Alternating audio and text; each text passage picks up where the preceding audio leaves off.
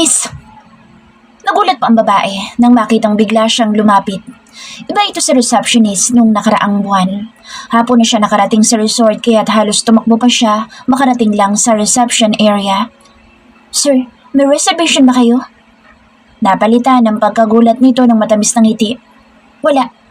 But I'm looking for my wife. Antoinette. Antoinette Marie Esteban. Saan ang cottage niya? Saglit na nagdipay ang babae sa keyboard nito.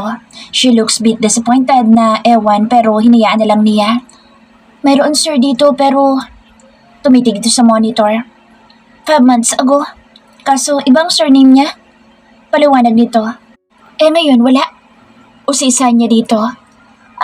May tumawag para magpabook kaso hindi naman dumating kaya ikinansel na namin ang reservation niya. Nito na ikinalumo niya. Sabi niya pupunta siya sa resort at mag-aantay. Dammit, nasan siya? He took his phone para muling tawagan ito pero kanina pa niya ginagawa iyon, hindi man lang ito sumasagot. Napahawak siya sa kanyang sentido. Daman niya ang usig ng konsensya niya. Guilt at kabang hindi niya mawari. At naninikip na naman ang dibdib niya. Nagpasya siyang puntahan sa Dixon sa opisina nito. Nagulat pa ito nang makita siya. Anyari? Bakit nandito ka? Sa lubong ang kilay na tanong nito na napatitig pa sa kanyang muka. Sabi ni Antoinette pupunta siya dito, pero wala siya. Nanlulumong saan niya dito. Bakit naman pupunta ang asawa mo dito? Saka akala ko may magpapaanal ka ng kasal. Bakit pa siya hinahanap? Natatawang tanong nito na tila nangiinis lang. Wala ka na doon, okay? Pikong singhal niya dito. Paano nito nagagawang tawanan ang kamiserablehan niya? He was fucking stupid. Sermon niya sa sarili. Yan ang sinasabi ko sa'yo. Huwag kang magpadalos-dalos dahil baka magsisi ka sa huli. Naiiling pang saad nito. At di mo puntahan sa bahay nila. Baka umuwi na sa kanila. Question pa nito. Para siyang walang utak na hindi naisip ang bagay na iyon. Saka ayusin mo nga yung sarili mo. You look like a mess, pare. Hindi na niya pinansin na sinabi nito. He just drive back to Manila patungo sa bahay ng asawa niya. Naabutan pa niya doon ang ama, kainuman ng ama ni Antoinette. Gulat na gulat pa mga ito nang makita siya. Kinakabahan siya sa maaaring maging reaksyon ng pamilya nito pero wala siyang pagpipilian. Dad, si Antoinette ho. Napapalunok na tanong niya. Bakit may nahanap dito ang asawa mo ha? Hindi ba dapat nasa bahay mo siya? Sermon ng kanyang ama. May nangyari ba sa anak ko, Eros? Kunot nung tanong ng ama ni Antoinette sa kanya. Marahil siyang napalunok. Napalabas din ang dalawang kapatid ni Antoinette. Anong problema, Dad? Si Iya na kunot noong napatitig sa kanya. May nangyari kay Bunso? Tanong naman ni Gab. Bigla siyang kinabahan. Hindi niya alam kung paano sisimulang ipaliwanag ang nagawa niyang katangahan. Umalis sa bahay si Antoinette. Kasalanan ko. Nalulumong saad niya na ikinasulubong ng kilay ng mga nasa harap niya. Hindi ko siya makita. Hindi na niya nagawang pigilan ang pagpatak ng kanyang luha. 6 years later. Congratulations, sir. Bati sa kanya ng 55 years old na si Mr. Rodriguez, ang isa sa mga board members ng Pharmalab Technologies. Talagang magaling ka. Dagdag nitong hinigpitan ng pagkakahawak sa kanyang kamay. Salamat din sa support at tiwala. Sa susunod, hindi lang sa buong bansa tayo magiging number 1. May pagmamalaking saad niya. Nandoon sila sa isang kilalang hotel sa bansa para i-celebrate ang anniversary ng kanyang kumpanya at ang pagkakakuha ng pinakamataas na recognition bilang isa sa pinakamahusay at epektibong medical drug manufacturer and developer sa buong bansa. 3 taon nang hawak niya ang pinakamataas na titulo sa Annual Pharmaceutical Global Award, APGC. At yun ang pinakamalaking achievement na natanggap niya sa nakalipas na taon. Panahon na para mag-relax ka naman. Nagkakaedad ka na. Pabirong saad pa nito. 35 na siya no 1 buwan pero hindi pa naman niya itinuturing na matanda ang sarili. Boss, bawasan mo na ang pagiging workaholic mo, sir. How about you, date my youngest daughter? Anito na pasimple niyang ikinabugan ng hangin. He knew it. Maraming sikat at kilalang tao na ang lumalapit sa kanya para lang ialok ang mga anak na babae. Maging ang mga investor at board of directors ayaw palampasin ng pagkakataon. Mr. Rodriguez, this man here is taken. Halos sabay pa silang napalingon kay Jade na inilingkis ang braso sa bewang niya. Gulat na namang napatitig ang matanda sa kanya. I thought you're... never mind. Nag-aalala lang ako na baka tumandang binata ka, sir. Tila napapahiyang sagot nito bago nagpaalam. Thanks. Tipid ang ngiting baling niya kay Jade. Umuwi na tayo, napapagod na ako. Yakang nitong hindi inaalis ang braso sa pagkakaya po sa kanya. Kanina pa kasi natapos ang event pero nanatili siya upang harapin ang mga tauhan niya at ilang kilalang taong imbitado niya para sa celebration. Sige, antayin mo na ako, magbabanyo lang ako saglit. Anya saka iniwan si Jade. Papasok siya sa hallway kung saan nandoon ang direksyon ng banyo nang mapansin niya ang pamilyar na bulto ng katawang iyon. At ganoon na lang ang pagkabigla niya na magsalubong ang titig nila na mag-angat ng muka ang babaeng tila may kung anong hinahanap. Saglit na huminto ang oras para sa kanya until their eyes meet. His heart started pounding like crazy again after 6 long years. Pero wala man lang bakas ng recognition sa mata nito. Muli itong tumingin sa cellphone nito na tila naiirita na. Saglit siyang hindi makahuma sa kinatatayuan niya hanggang sa naglakad palayo si Antoinette.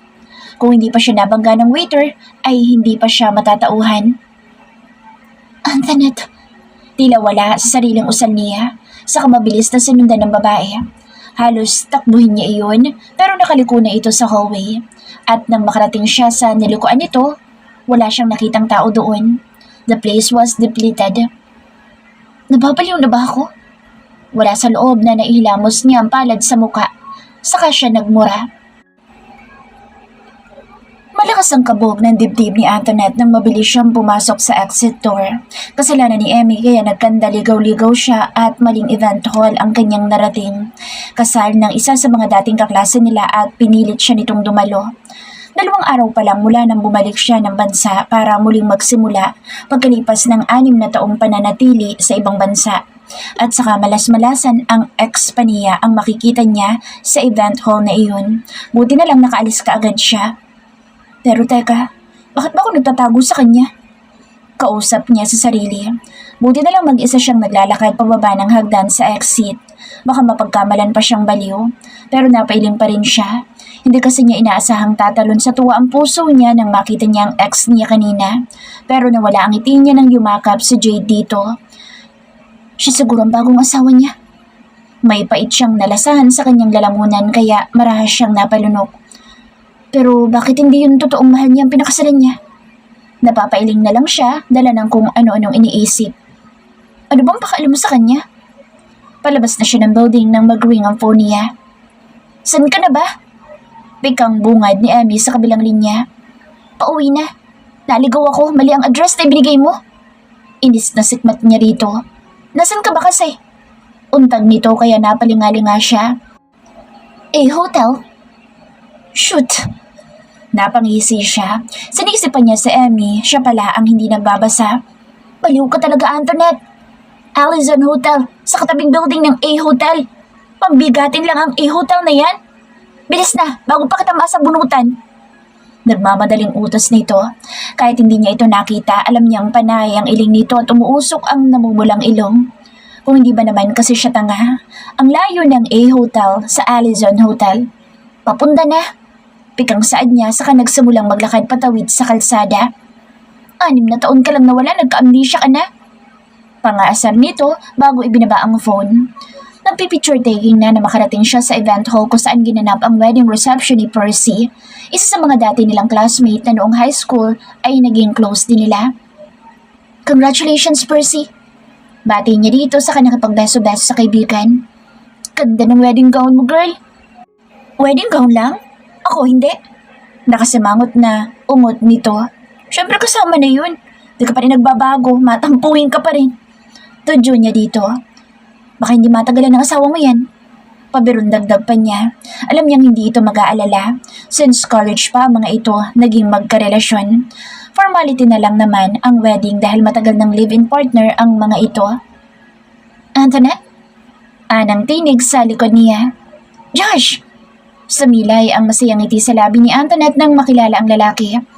Glad to see you again. Anya dito. Magkakilala kayo, kuya? Kunot noong tanong ni Percy, siya naman ang nagulat sa tawag nito sa lalaki. Kapatid siya ng husband ko. Imporma ni Percy na napansin ata ang pagkunot noon niya. Long time no see. Anito sa kamatamis na ngumiti. Joshua de la Merced was the man who saved her back then, noong araw na patungo siya sa Baler, 6 years ago. So, paano kayo nagkakilala? Makahulog ang usisa ni Percy. Pangiti-ngiti ito. Naging kayo ba? Ungot nito. Well, gwapo at hindi maipagkakailang habulin ng babae si Josh. Well, napahinto ito sa pagsalita nang pinanlakihan niya ng mata ang binata, silently asking him not to talk about it. Nakahinga siya ng maluwag na ngumiti ito na tila nauunawaan ang nais niyang ipahiwatig. Mahabang kwento, sister-in-law. Ani Josh. Pwede na akong maningil ngayon. How about a meal? Sapat na yun sa akin. Baling nito sa kanya. Yun lang pala. I owe you my life and career. Kaya kahit ilang lunch at dinner pa, matter it. Bakit kasi bigla kang nawala? Namiss mo ba ako? Tudyo nito na ikinasamangot niya. Oo naman. Ikaw kaya ang knight in shining armor ko. Birong totoong saad niya dito. 6 na taon na rin silang magkaibigan ni Josh. So, how are you? Kusa nitong pinigil ang sasabihin. Iniwanan nila sa first scene nang lumapit ang asawa nito. Ayos lang naman. Thank you for not mentioning my little secret. Nahihiyang saad niya. Dapat maging proud ka. Matapang kang babae, Antoinette. Makahulog ang saad nito. Walang dahilan para ikahiya mo iyon. Hindi ko naman ikinahihiya iyon o ano paman. Kailangan lang na maging sekreto for the time being. Para na rin sa kabutihan namin. Kaya mga importanteng tao lang sa buhay ko nakakaalam. Wow, ibig sabihin importante din ako sa'yo? Anito sabay kindat. Mukhang seryoso kayo dyan ah. Agaw pansin ni Emmy sa kanila nang makalapit ito.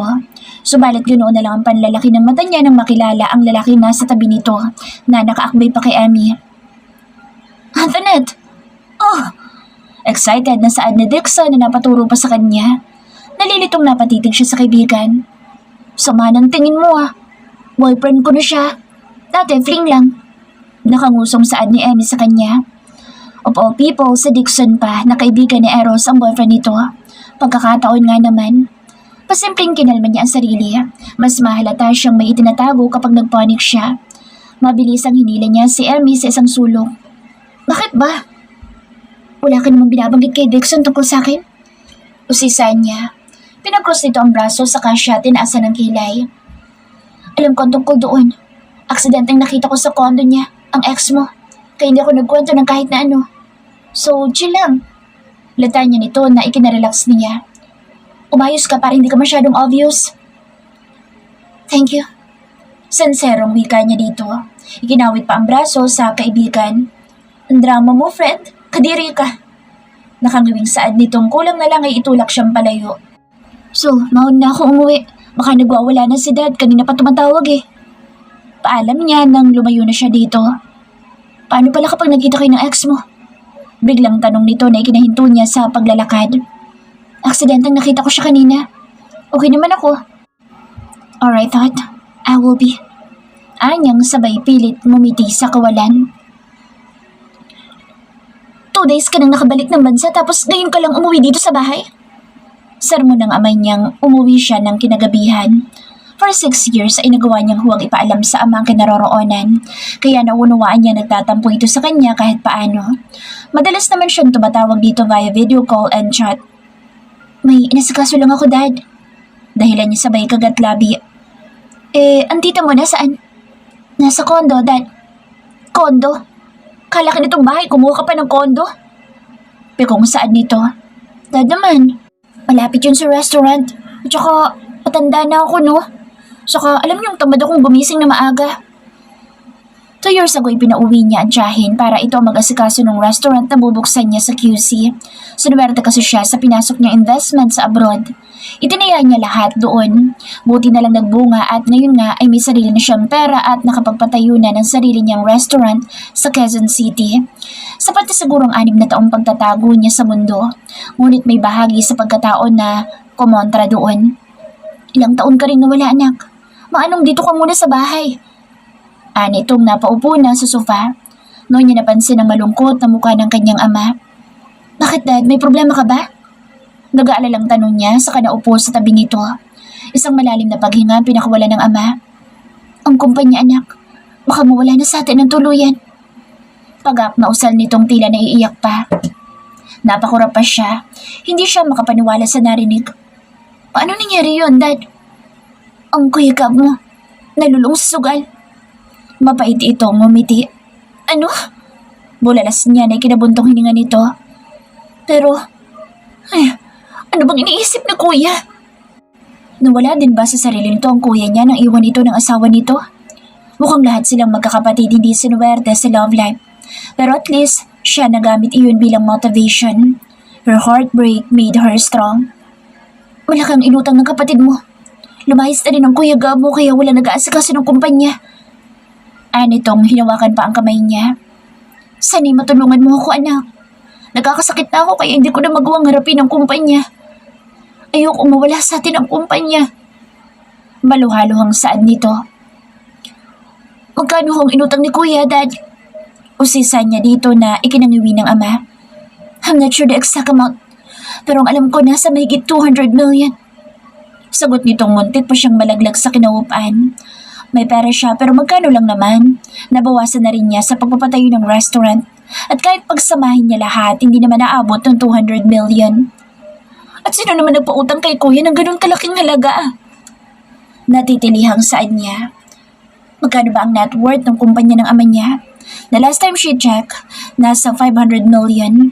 At paano pala kung may utang pa ang kuya niya sa iba? Kay Eros, doon siya lumapit para sa pera. Ano? Literal na lumihis ang kamay niya sa pagkakatukod sa upuan. Bakit kay Eros pa? Bakit sa lalaking yun lumapit ang kuya Gab? At paano natin siya mababayaran? Nalulumong tanong niya. Hindi naman yun anak ang problema, kundi ang management ng kumpanya. Umalis ang kuya mo at walang nagmamanage ng kumpanya. Baka tuloy ang bumagsak na ang IG. Hindi ko dapat hinayaan ang kuya mo sa lahat. I trusted him. Masama ang loob na saad nito. Kung ganoon, paano ang utang ng kumpanya? Mababawi naman natin iyon in 2 to 5 years. Hindi naman nagmamadali sa Eros. Pero nahihiya pa rin ako. Kung ganoon, how can I help you? Anya, kahit hindi naman siya sigurado kung may magagawa siya. Nagsisimula pa lang ang sarili niyang negosyo. Tutulungan mo ba ako, anak? Nananansya ang tingin binigay nito sa kanya. Wala siyang choice kundi ang sumang-ayon. Sino pa ang tutulong sa ama niya? Malabong tumulong ang kanyang kuya Ian dahil nasa medisina ang linya nito. That's great, then. Kailangan mo lang i-manage ang kumpanya para makabawi tayo. Okay, sige. But I will be needing your guidance. Wala naman akong alam sa takbo ng IG. Yes, of course. Ako nang bahala doon. Thank you, anak. Tila naglaho ang kaninang malungkot na mukha nito at napalitan ng labis na kasiyahan. They're about to have dinner nang di inaasam pa na uwi nang dumating sa bahay nila. Sumikdo ang puso niya nang salubungin ng mata niya ang malamig na ekspresyon ng titig ni Eros. Marahas siyang napalunok. Tinakasan na nga niya ito kanina pero heto na ngayon sa harap niya. Kung pwede nga lang siyang maglaho na lang. Ang malas ko naman. Tahimik na usal ni Antoinette. Thank you for coming, iho. Umayag na si Antoinette na i-handle ang IG. Masayang anunsyo ng ama sa bagong dating. Mabuti kung ganoon. Welcome aboard, Antoinette. She swallowed hard dala ng matinding kabang naguunahan sa dibdib niya sa kalihim na pinagalitan ng sarili. She bit her tongue para kumalma kahit paano. Formal ang ting ibinibigay nito sa kanya kaya dapat ganoon din siya. Pass as pass, ika nga. Yun talagang akala niya kaya hindi niya inaasahan ang nararamdaman niya sa sandaling iyon. Tumango siya nang mulun sa lubungin niya ang malamig na mga mata ni Eros. Parang hindi ga siya nito kilala base sa ekspresyon nito. Samantalang kanina, napailing siya. Alam niyang mas makabubuti iyon ang maging formal sila sa isa't isa. Pero bakit nasasaktan ata siya? Si Eros na ang bahalang mag-guide sa'yo sa pamamanage ng kumpanya, anak. Anang kanyang ama na lihim niyang ikinairita. Ha? Bakit? Anya sa ama. No. Sigaw ng utak niya. Anong masama doon? I'll be the one to guide you in handling IG. Ayaw mo ba? Wala ang kuya mo kaya wala kang choice. Formal pa rin saad nito. Lihim na naikuyom niyang kamao. It was her fault na wala siyang sinabi sa pamilya niya kung bakit sila naghiwalay ni Eros dahil ayaw niyang magkasira ang matagal ng pagkakaibigan ng magulang nila. Anak, kailangan makabawi ng IG. Kung hindi, siguradong malulugmok ang kumpanya. Mangiyak-iyak na namang saad ng ama niya. Walang issue sa akin na tulungan kang matutunan ng galaw ng IG. Unless you have issue with me. No, it's fine. Gigil na sagot niya kaya napahigpit ang hawak niya sa kubyertos. Ano gusto nitong palabasin? Naipaktado pa rin siya. Kailangan lang niyang tandaan, hindi siya ang nakikita nito at kailangan niyang panindigan na wala na ang lintik na nararamdaman niya para dito. Besides, wala naman itong pakaalam sa kanya dahil hiwalay na sila. Okay. Tapid niyang sagot. Kita niya ang pag-angat na ibabang labi nito sa sagot niya. Baka natatawa sa kanya pero pinili niyang ignorahin iyon. You can start tomorrow then. Seryosong saad nito. Biglaan may kung anong tension siyang nadama nang ngumiti ito ng matamis pero saglit lang. Pero yung epekto ng ngiti sa puso niya nanatili ng ilang saglit. Kalilipat ko lang ng bahay at may mga inaayos pa ako. So can I start on Monday instead? No, I'll be out of the country next week. Walang gatol na sagot nito habang formal na nakatingin sa mukha niya. Lihim siyang napaismid. Baka nakikita naman ito sa Bea sa mukha niya kaya ngumiti ito kanina. May munting kerot siyang nadama dahil doon. Ano naman paki ko doon? Naisa na niyang sabihin. Okay, sagot na lang niya. Hanggang matapos ang dinner ay nanatili na lang siyang tahimik. Medyo late na dad. Uuwi na rin ako. Paalam niya sa ama maya-maya. Nagkakape ito sa balcony kasama ni Eros. Sinadya niyang huwag itong tapunan ng tingin. Bakit ka alis anak? Bahay mo din naman ito. May himig tampong saad nito. Walang kasama sa tita sa bahay, Dad. Hanggang ngayon ba naman nagtatampo pa rin sa ate sa akin? O sisa nito? Hindi naman na siguro, Dad. Kinukumusta ka nga niya eh. Ani pa niya. Sumabay ka na sa akin, uuwi na rin ako. Dad. Muntik nang tumalo ng puso niya dala ng paglapit ni Eros sa kanya. Maghulos tili ka, Antoinette. Saway niya sa sarili. At bakit dad pa rin ang tawag dito sa ama niya? Walay na sila. Gusto sana niyang sitahin ito pero hinayaan na lang niya. Hindi na. Nasa labas ng Grab taxi. Salamat na lang. Hindi niya hinayaang makasagot pa ito. Nagmadali siya naglakad palayo dito. Kung pwede nga lang na tumakbo na siya. Antoinette, wait! Hindi na niya pinansin ang tawag ni Eros. Mabilis siyang sumakay sa nag-aantay na taxi saka isinara ang pinto. Manong, pakabilisan. Utos niya sa driver. Talo pa niya ang hinahabol ng demonyo sa kaba. Mula sa side mirror, kita pa niya ang pagtanaw ni Eros sa papalayong sasakyan. Noon lang siya nakahinga ng maluwag. Mommy! Masayang sigaw ng dalawang cute na tinig na patakbong sinalubong siya. I miss you! Ungot ni Naz, ang bunso sa twins niya. Yumakap naman sa binti niya si Joz. Pinili niyang apelyido niya ang gamitin ng mga ito dahil alam naman niyang hindi na ito kailangang makilala ng ama ng mga ito.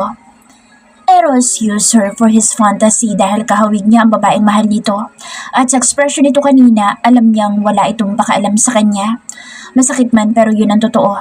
Pero ang mga anak niya hindi pantasya para sa kanya. They are her life.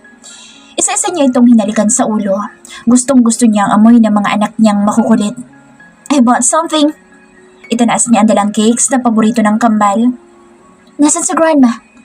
Tukoy niya sa tiyahe na hindi niya nakita sa sala. Mommy, I don't like cakes anymore. Nakangusong ungot ni Jazz. Anong gusto ng baby ko, ha? I want your toy car. Sinira ni Naz ang car ko. I said sorry already, Mommy. Narinig pa ni grandma. You hold grudges too much. Ani Naz, sabay irap sa kapatid. Hey, didn't I tell you to not to fight? Magkapatid kayo, right? Sorry. Mahinang sabay na usal ng mga anak niya. Napapangiting hinaplos niya ang mukha ng dalawang bata. Ewan niya kung paano niya nakikilala ang kambal. They look alike na parang nakatingin lang sa salamin kapag naghaharap ang mga ito.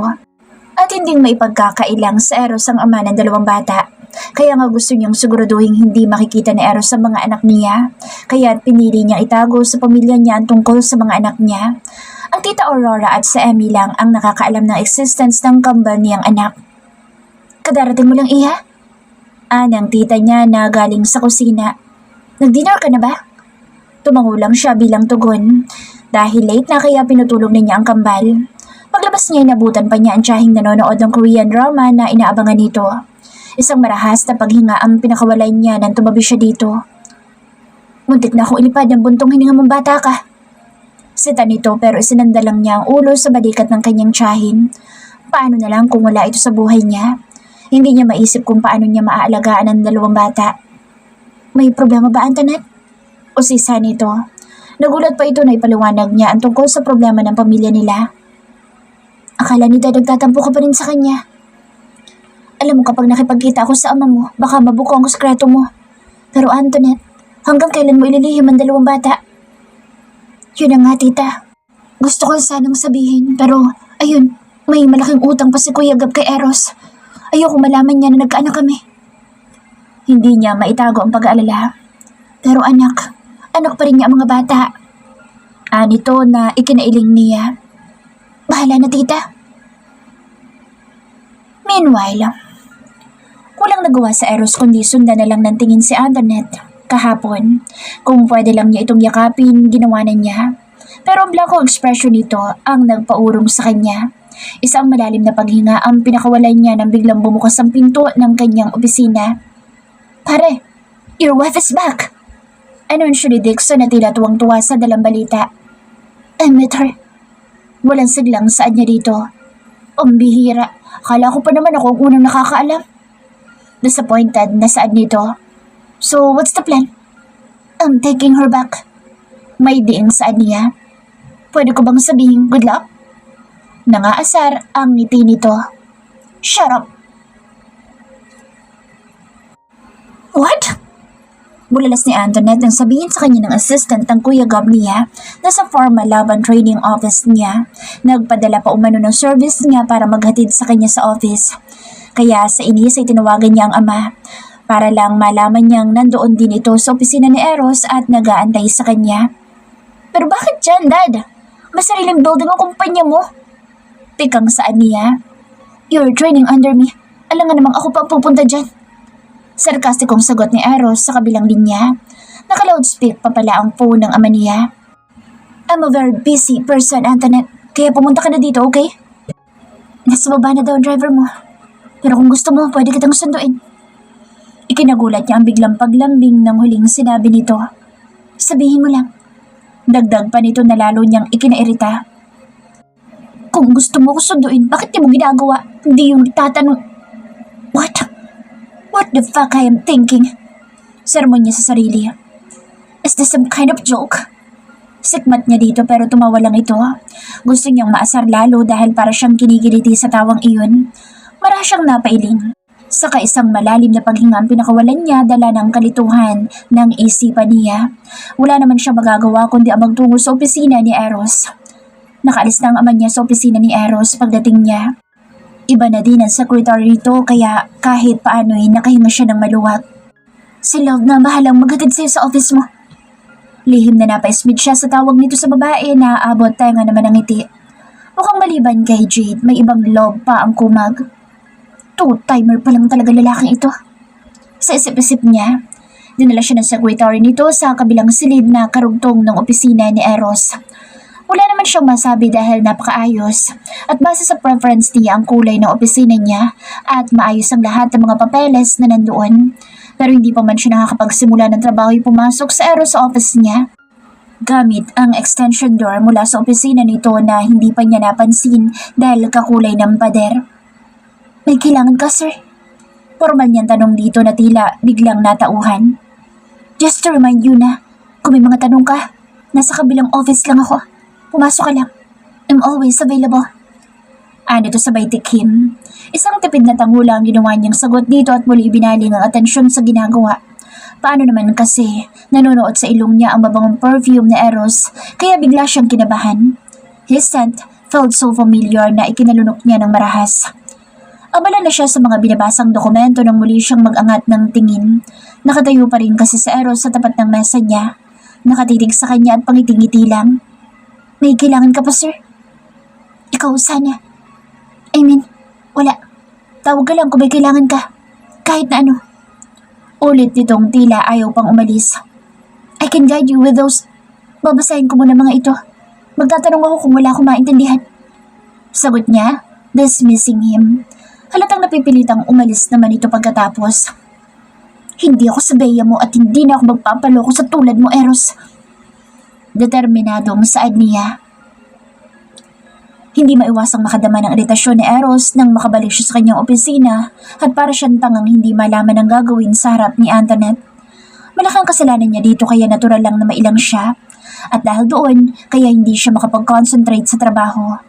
Hinayaan na lang niyang panoorin si Antoinette sa monitor ng screen sa harap niya. Napapangiti siya.